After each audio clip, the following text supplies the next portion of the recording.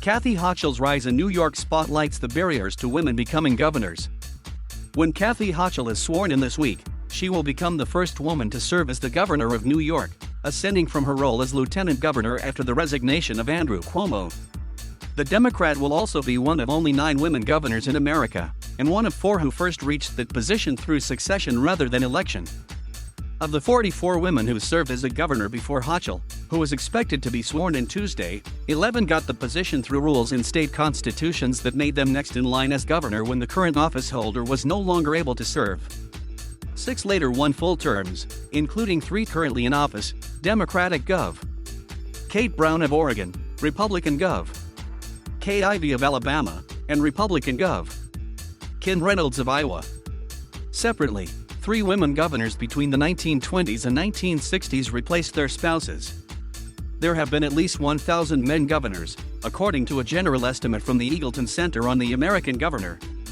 Despite gains in representation in state houses, Congress, and other statewide offices, women hold positions like lieutenant governor, secretary of state, and attorney general at higher rates. Their representation at statewide executive leadership remains stubbornly low.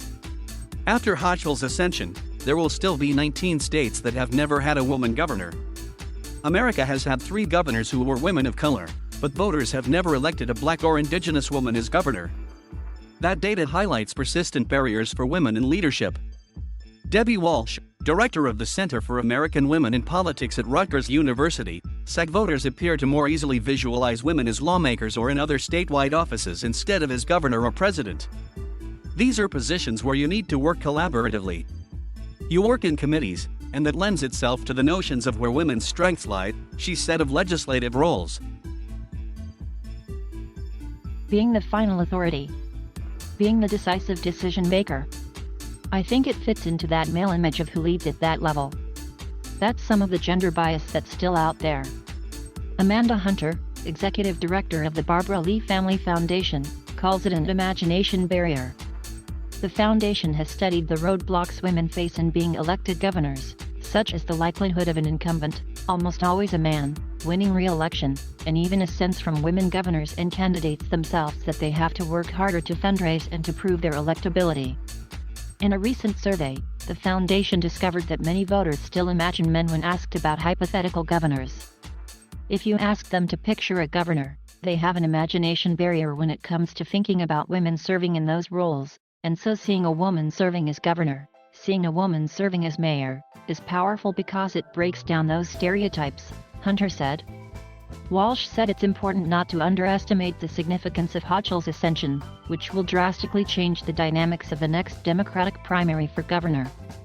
Women like Hochul who ascend to power by succession, despite the realities of what put them in the position, can prove their leadership qualities and bypass an electability gauntlet that then changes the game for future elections. They have an opportunity to prove themselves without going through the political gatekeepers that exist, that make it difficult for women to run for these positions or deal with voters and their own gender biases about who can lead at that level, Walsh said. Hochul, 62, will take over for Cuomo, a 3-term Democratic governor who was accused of sexual harassment and misconduct by several women. Cuomo has challenged a state attorney general's report that outlined allegations by 11 women, while mostly defending his actions. Women state lawmakers have indicated support for moving forward with impeaching Cuomo. While lawmakers are still reviewing their impeachment investigation, legislative leaders say they do not have the constitutional authority to impeach Cuomo once he leaves office. Though Hochul said she worked independently from Cuomo's office, she may still face questions about what she will do to address sexual harassment policies and a culture of misogyny in New York state politics that has included allegations of unwanted touching and inappropriate comments by lawmakers and other state officials.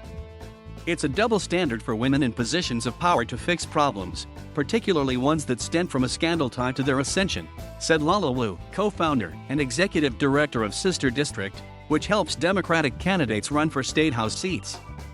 People are going to expect her to clean house and make sure that there are not any Cuomo-like elements elsewhere in the government.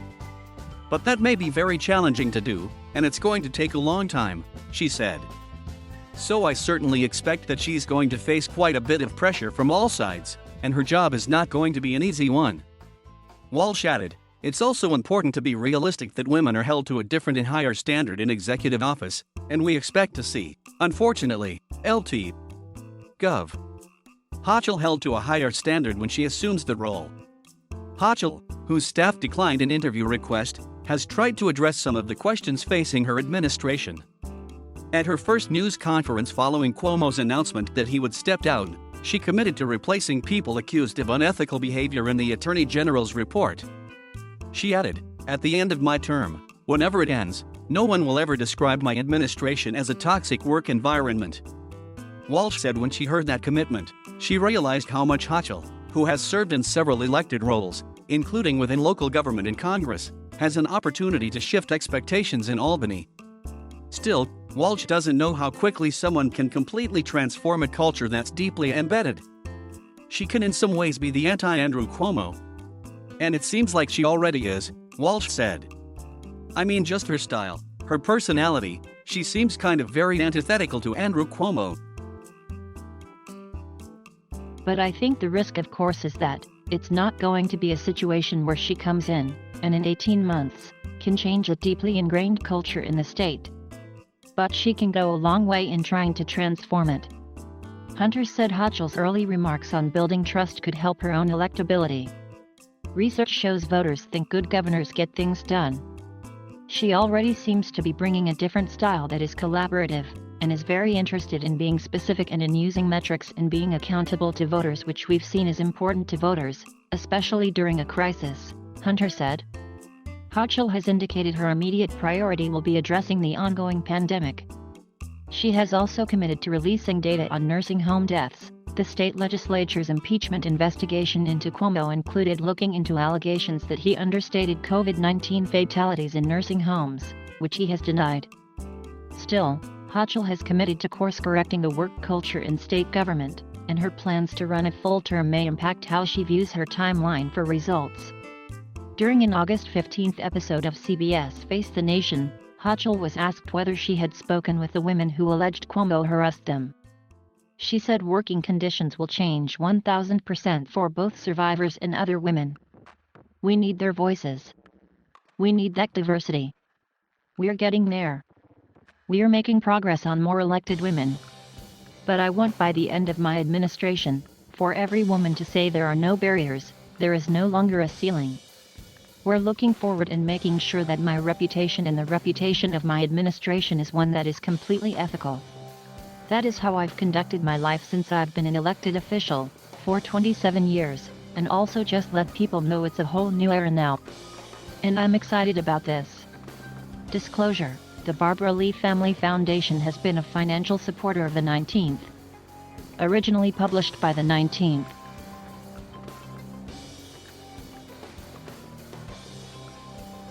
Thank you for watching. Please subscribe